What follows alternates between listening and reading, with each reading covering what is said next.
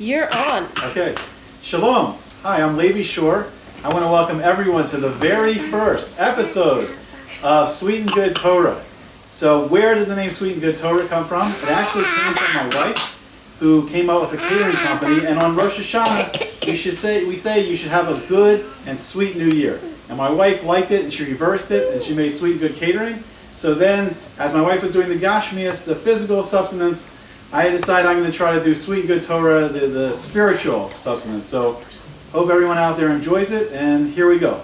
So this week, it's Parshah Besalach, and we're going to focus on a very interesting thing it says in the Shir Hayam, the Song of the Sea. So let's find out a little bit of what was happening last week in Parshat Besalach, where we finished up the 10 plagues. So the Jewish people saw a miraculous revelation of Hashem. They saw that Hashem punished the Egyptians and was revealing more and more how Hashem has total control over the world. And he also was showing the Jewish people how much he loved them. But now, we're going to see that as the Egyptian army is coming to confront and chase after the Jewish people at the Red Sea, at the Yam Suf, the Jewish people are afraid, and they split into 4 different groups to try to decide what to do. So it's interesting. Why are they so afraid? They just saw these 10 plagues. They saw Hashem's revelation of himself in the world and how he has power over all the elements of creation. And now they're stuck. It looks like they're stuck. This great sea is in front of them. And the Egyptian army with 600 chariots, the mightiest force in the world, the mightiest army at the time, is chasing after them. Their former masters that enslaved them. So why are they so scared? Hashem's with them. They see the Shekinah wrapped in a pillar of cloud by the day, and they see a pillar of fire by night. So they see the Shekinah's with them. But why are they so afraid? Why is this great test of Emunah? So it's very interesting. So in the Shir Hayam, in the Song of the Sea, we see this very, very interesting expression. And it says that Hashem is an Ish Milchamah, and Hashem Shemo. So it means that Hashem is a man of war, a man of combat, a warrior. And then Hashem is his name. And what does this mean? It's like very, very contradictory things going on here. But it's going to lead us to an amazing revelation, because it says, we learn in the Gemara that it says that all the Jewish people that were there watching the miracle, the splitting of the Red Sea, they had a prophecy, they had a nevuah greater than Yechezkel ben Buzi.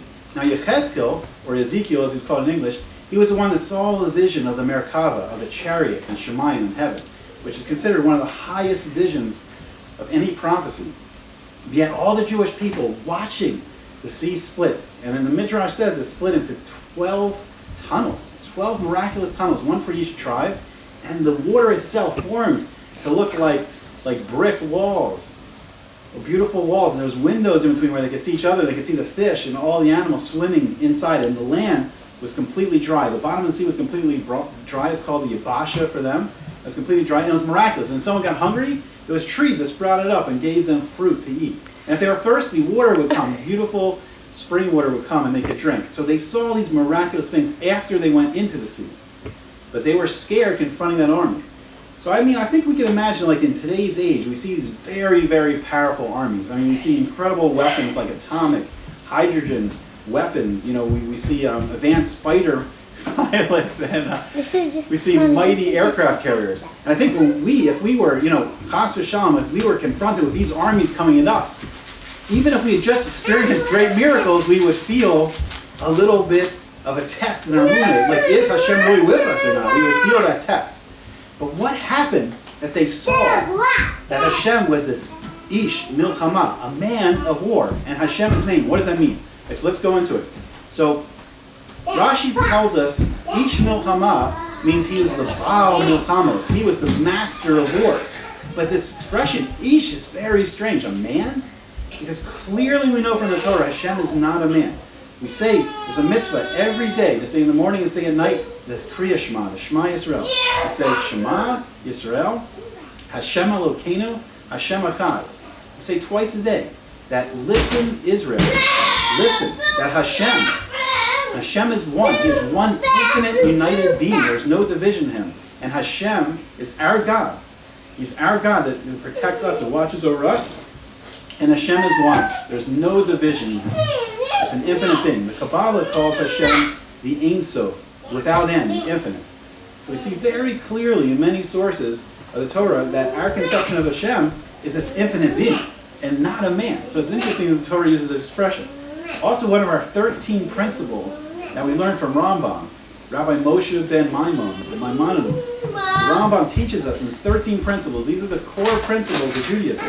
The third principle is Ani Ma'ani, Yemuna Shlema Shabore Yisparak Shemo Eino Guf. That I believe with perfect emunah, with perfect faith, that the Creator, blessed is He, that His name is not a goof. It's not physical. It doesn't have a body. V'lo yasig gufu masige haguf, and he doesn't have any contact or interaction with physical properties. The ein lo shum dimyon klal, and he doesn't have any comparison or any image of him. It's an infinite being, and it's hard for us to visualize an infinite being because we are finite. But at the Yam Suf, the Jewish people got a vision of Hashem that showed the great unity of Hashem. And this is incredible, and this is what Rashi helps us understand. So Rashi says first, his name, the Ish Milchamah, shows that he's the Baal Milchamos. He's the master of all war. But this is the incredible part, that Hashem is his name. So we know there's different aspects of Hashem. Rabbi Chaim Volozhin teaches us in Nefesh HaChaim that there's different names of Hashem in the way that Hashem's interacting with the world. When Hashem uses the name Elohim, it's when he's bringing din or judgment into the world. And that's when we see, unfortunately, these horrible things happening in the world, these horrible hurricanes and earthquakes and wars and disease on a massive scale. And that's when Hashem is using his aspect of Elohim, unfortunately, to bring judgment into the world. We also know that Hashem, when he's fighting wars for the Jewish people, his name is Zavakos. And that's the master of legions. And that's when Hashem is in this aspect. And we see right here, the Ish Milchamah, he's Zavakos. He's bringing his legions and legions of angels, but this time he's fighting himself. But the amazing thing is that he's using his name Hashem. Because Hashem is the name of Rachamim. It's the name of mercy and compassion. And that's when Hashem brings loving kindness in the world. That's when Hashem brings beautiful, like a rain that grows the crops. Or he heals sickness. Or he brings a great, like maybe a lottery, a great wealth, or just your normal salary so you can buy the food you need to sustain yourself. And that's Hashem bringing Rachamim. That's the name Hashem. So we see that Hashem here is fighting the Egyptians. He's fighting the enemies of the Jewish people with his aspect of Ish Milchamah.